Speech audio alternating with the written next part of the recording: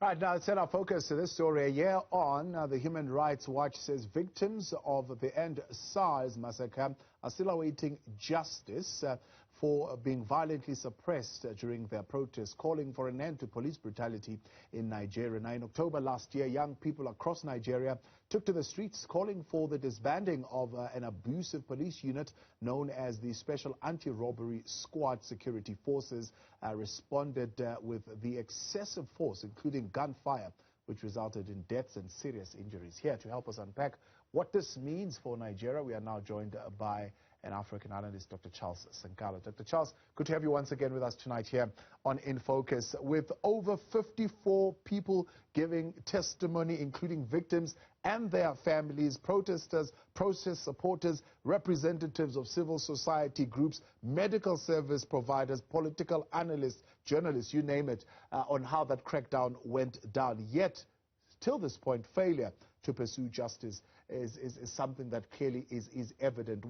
What is behind that, and what would be the impact of this, particularly on the culture of impunity? Yeah, thank you very much, and good evening to your viewers. Thank you for having me.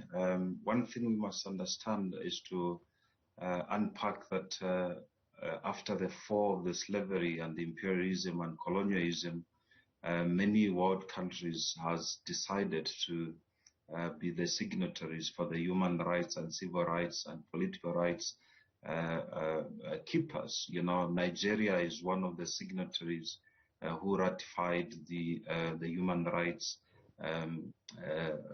charter, you know, and as well as the United Nations and other regional bodies. So it is the federal government's responsibility to appoint any security wing to make sure that the citizens are accorded those opportunities. And what happened in Nigeria a year ago, it was actually unfortunate that this unit, which was appointed in 1992 to protect the citizens' rights as per constitution, they are the ones who actually made it so worse that, you know, under their watch, 50 or more than 50 people were murdered, especially at the top plaza, you know, perpetrating to make it that they are maintaining peace and security.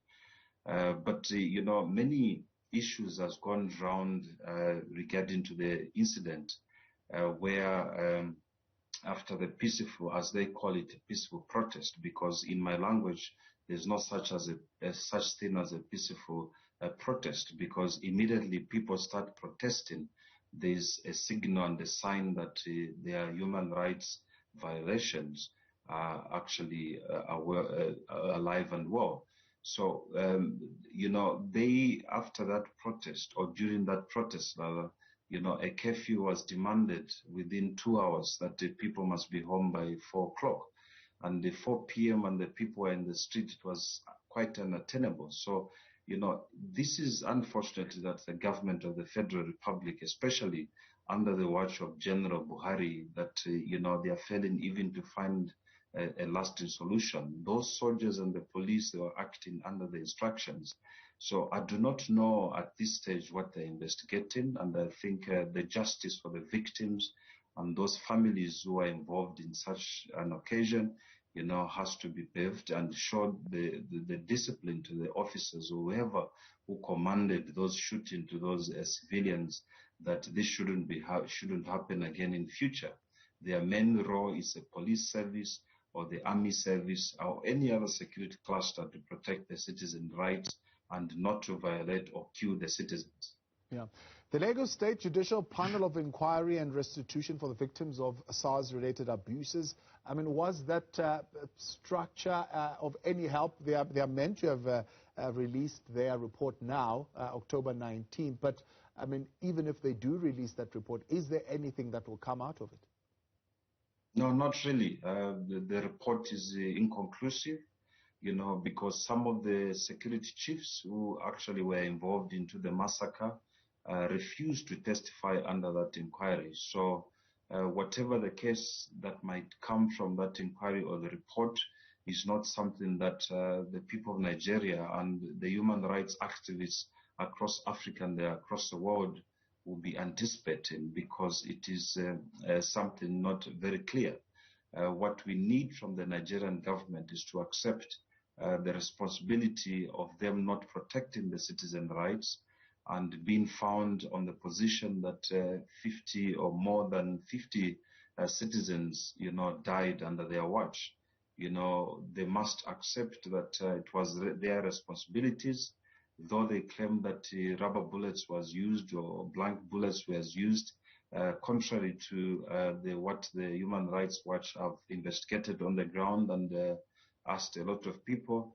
It is something contrary, that people, they must move out from the situation and provide answers and justice to the people, and to assure them that this shall not happen again, because that report is inconclusive, like I mentioned. Yeah. Could justice still be served here, or achieved at least via the courts? No, it cannot be. The courts are dependent on the police reports. The docket must be opened. They must appoint an IO, they call it, the investigating officer, to acquire the evidence of what happened, and as well a prosecutor must decide whether to prosecute that case or not. Until then that case must be at court. So in the absence of the police being cooperative and finding a way of that docket to the court for justice to be served, all these cases go nowhere. In fact, many people have been interviewed in Nigeria. They said that they try to report these cases. They even know the officers who were actually shooting, because this was done in broad daylight. And they feared for their lives as well, because the victims and the families were actually threatened that they're gonna kill them.